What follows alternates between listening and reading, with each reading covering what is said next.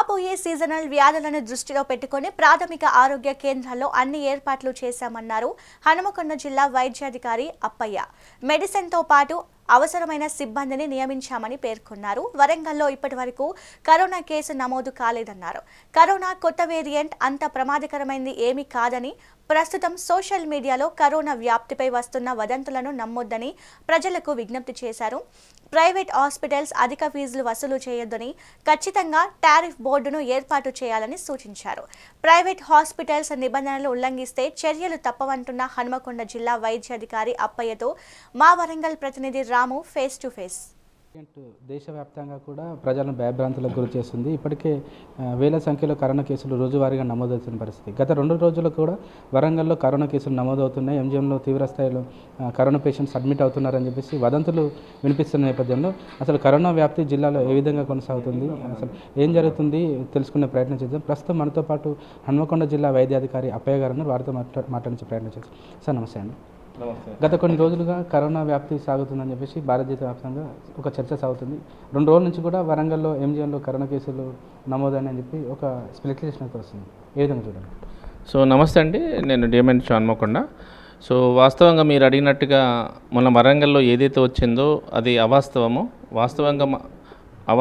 ఇప్పటివరకైతే దేశవ్యాప్తంగా అక్కడక్కడ కొన్ని రాష్ట్రాలలో కేసులు నమోదవుతున్నది వాస్తవమే. బట్ మన తెలంగాణలో అందున ముఖ్యంగా హన్మకొండ జిల్లాలో ఇప్పటివరకు కేసు నమోదు కాలేదు. అయినప్పటికీ మాకున్న ప్రస్తుతానికి ప్రభుత్వం నుండి కూడా మాకు ఎటువంటి ఆదేశాలు ఇంతకుముందు 2020-21లో కోవిడ్ అద్భుతంగా ఉన్నటువంటి ఆదేశాలు అయితే లేవు. సో ఇది ఒక సీజనల్ వ్యాధిగానే మలేరియా లాగా, టైఫాయిడ్ లాగా, డెంగ్యూ లాగా చూస్తూ వాటికి తీసుకున్నటువంటి జాగ్రత్తలే దీనికి కూడా తీసుకోమని మేము ప్రజలని అప్రమత్తం చేస్తున్నాం. సో ఎటువంటి భయపడాల్సిన అవసరం లేదు. ఎందుకంటే మనం 3 డోసులు ఇచ్చుకొని ఉన్నాం. ఏది కరోనా కోవిషీల్డ్ కానీ, కోవాక్సిన్ కానీ ఇంజెక్షన్ ఇచ్చి ఉన్నాము. దానివల్ల సమాజంలో హర్డ్ ఇమ్యూనిటీ అనేటువంటి ఒక వ్యాధి నిరోధక శక్తి పెరిగింది సమాజంలో. కాబట్టి అది వచ్చిన తీవ్రతరాన్ని చూపించట్లేదు. ఈ కొత్త వేరియంట్ చాలా ప్రమాదకరంగా ఉందని చెప్పేసి గత కొన్ని రోజులుగా సోషల్ మీడియాలో విపరీతమైన స్పెక్యులేషన్స్ వస్తున్నాయి.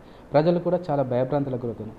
ఈ నేపథ్యంలో ఒకవేళ కరోనా వ్యాప్తి మన జిల్లాలో సాగితే మన దగ్గర ఉన్న పిహెచ్సిల్లో అందుబాటులో టెస్టింగ్ కిట్స్ కానీ డాక్టర్లు కానీ అందుబాటులో ఉన్నారా? దాని మీరు ఏదైనా ప్రణాళిక రూపొందించారు సార్? సో దానికి సంబంధించి నిన్న ఇవాళనే మాకు కేంద్ర ప్రభుత్వం నుండి కానీ రాష్ట్ర ప్రభుత్వం నుండి మాక్ డ్రిల్ చేస్తున్నాము. ఎక్కడెక్కడ వసతులు ఉన్నవి, ఏ విధంగా చేయాలి అనేటటువంటిది మేము ఈరోజు సాయంత్రం వరకు నివేదిక ఇస్తున్నాము. సో దాంతోపాటు ఇప్పటివరకైతే టెస్టులు కిట్స్ మాకు అందుబాటులో రాలేదు.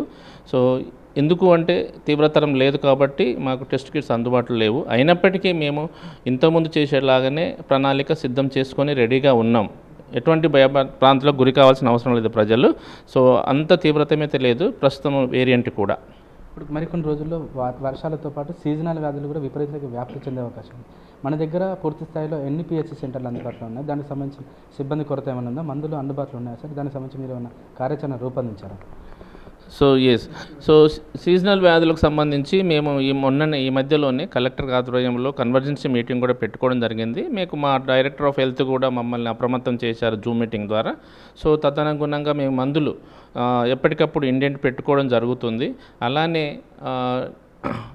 డెంగ్యూ టెస్టుకు సంబంధించి, మలేరియా టెస్టుకు సంబంధించి ఆడిటీస్ కూడా మేము రెడీగా పెట్టుకున్నాము. ఈ మధ్యనే కొత్తగా అందరి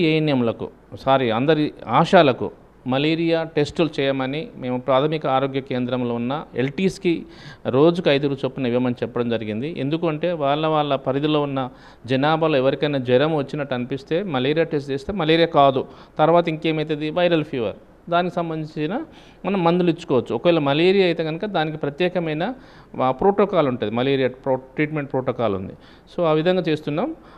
ప్రతి పిహెచ్లో వైద్యులు అయితే ఎక్కడా మనకు కొరత లేరు. కొన్ని పిహెచ్లకు సంబంధించి వైద్యుల కొరత ఉందని చెప్పేసి కొంతమంది మెడికల్ ఆఫీసర్లు కూడా ఆఫ్ ద రికార్డ్ ఒప్పుకున్నారు సార్.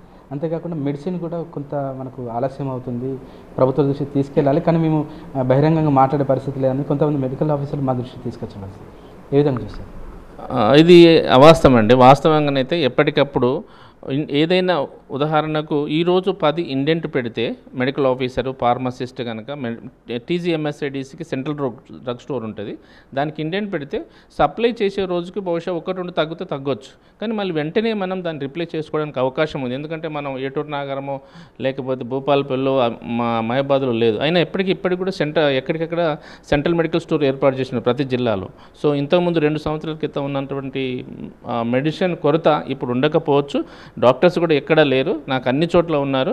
సో దాదాపుగా ఇప్పుడు మనకు ఆయుష్మాన్ ఆరోగ్య మందిర్లో కూడా మనకు బిఎంఎస్ డాక్టర్స్ కానీ ఎంబీబీఎస్ డాక్టర్స్ కానీ దాదాపు 58 కేంద్రాలలో వాళ్ళు వైద్య సేవలు అందిస్తున్నారు. హన్మకొండ జిల్లా వ్యాప్తంగా కూడా ఈ మధ్యలో కొత్త హాస్పిటల్స్ ప్రారంభించారు, దానికి సంబంధించిన ట్రీట్మెంట్స్ కూడా జరుగుతాయి. కానీ కొంతమంది హాస్పిటల్స్ నిర్వాహకులు పేషెంట్స్కు అనవసరమైన టెస్టులు చేస్తూ విపరీతమైన బిల్స్ చేస్తూ అనవసరమైన వైద్య పరీక్షలు చేస్తూ కూడా వాళ్ళను కొంతవరకు ఇబ్బంది పెట్టిన పరిస్థితి. కొన్ని హాస్పిటల్స్ కొన్ని మరణాలకు సంబంధించి తీవ్ర చర్చ కూడా దారిచేస్తుంది. వాటిపైన మీరు ఏమైనా నియంత్రిస్తున్నారు? సో మాకున్న నియమ నిబంధనల మేరకు క్లినికల్ ఎస్టాబ్లిష్మెంట్ ప్రకారము మేము ప్రతి ప్రైవేటు యాజమాన్యానికి ఏమని సూచించామంటే తప్పకుండా టారిఫ్ పెట్టండి. మీ ఆసుపత్రిలో ఏ సర్జరీకి ఎటువంటి చికిత్సకు ఎంత మొత్తంలో మీరు ఫీజు వేస్తున్నారనేది టారిఫ్ పెట్టండి. టారిఫ్ పెట్టకపోతే మాత్రం మేము క్లినికల్ ఎస్టాబ్లిష్మెంట్ ప్రకారము చర్యలు తీసుకోవడం జరుగుతుంది అని చెప్పడం జరుగుతుంది. సో ఒకవేళ వాళ్ళు అలా పెట్టడం వల్ల ఏమవుతుందంటే పేషెంట్ నిర్ణయం తీసుకోవాలి. ఇక్కడ 500 రూపాయలు ఓపీపీసీ ఉంది, ఇంకొక దగ్గర 100 రూపాయలే ఉంది. సో 100 రూపాయల వరకు దగ్గరికి పోయి వైద్యం చేయించుకోవాల్సిందిగా మేము ప్రజలకి సూచించడం జరుగుతుంది. సో ఎటువంటి ఒకవేళ వాస్తవంగా కొన్ని చోట్ల ఎక్కువగా తీసుకుంటున్న తెలుస్తుంది. సో మేము వాళ్ళందరినీ ప్రైవేట్ హాస్పిటల్ యాజమాన్యానికి ఒకటే కోరుతున్నాం.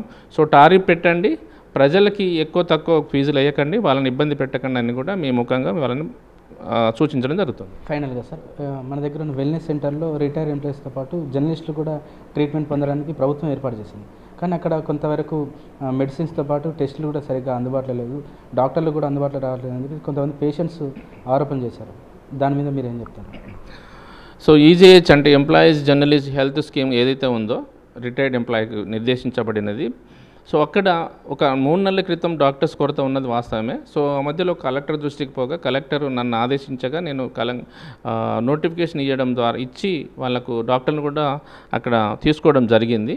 సో మెడిసిన్కి సంబంధించి మాత్రం కొంచెం ఈ మధ్యలో కొరత ఉన్నట్టు నాకు దృష్టి కూడా వచ్చింది. నేను సంబంధిత స్టేట్ అధికారులతో మాట్లాడడం జరిగింది. అది త్వరలో పరిష్కారం అవుతుంది. Thank you sir. సీజనల్ వ్యాధులు త్వరలో వర్షాకాలం రానున్న సీజనల్ వ్యాధులు వస్తే వాటిని తట్టుకోవడానికి ప్రజలకు సేవలు అందించడం కోసం సరైన డాక్టర్లతో పాటు మందులను కూడా మేము అందుబాటులో ఉంచాం. అంతేకాకుండా కరోనా అనేది ఇప్పుడు ఒక ఊహాగానమే, మన దగ్గర ఇంకా రాలేదు. ఒకవేళ వచ్చినది తీవ్రతరమైనది ఏం కాదు. మనం ఆల్రెడీ 2 డోసులు వ్యాక్సిన్లు వేసుకుని ఉన్నాం. సో ప్రజలు కూడా ఎలాంటి ఆందోళన చెందాల్సిన అవసరం లేదు. అంతేకాకుండా ప్రైవేట్ హాస్పిటల్స్ ఎవరైతే టారిఫ్స్ పెట్టకుండా పేషెంట్స్ దగ్గర నుంచి పెద్ద మొత్తంలో వసూలు చేస్తున్నారో వాళ్ళపైన కఠినమైన చర్యలు అయితే ఉంటాయి. వాటిని మేము ఎట్టి పరిస్థితుల్లో ఉపేక్షించాం. వెల్నెస్ సెంటర్లో కూడా 3 నెలలుగా కొంతమంది డాక్టర్లు అందుబాటులో లేరు. ఆ విషయం కూడా పై అధికారుల దృష్టికి తీసుకెళ్ళాం. త్వరలోనే దాని సమస్య కూడా అధిగమించి పూర్తి స్థాయిలో కూడా పేదలతో పాటు రిటైర్డ్ ఎంప్లాయీస్కి మేము సేవలు అందించే ప్రయత్నం చేస్తామని చెప్పేసి అప్పయ్య గారు చెప్తున్న పరిస్థితి. కెమెరా పర్సన్ భిక్షపతితో రాము, మెగానన్ టీవీ, వరంగల్.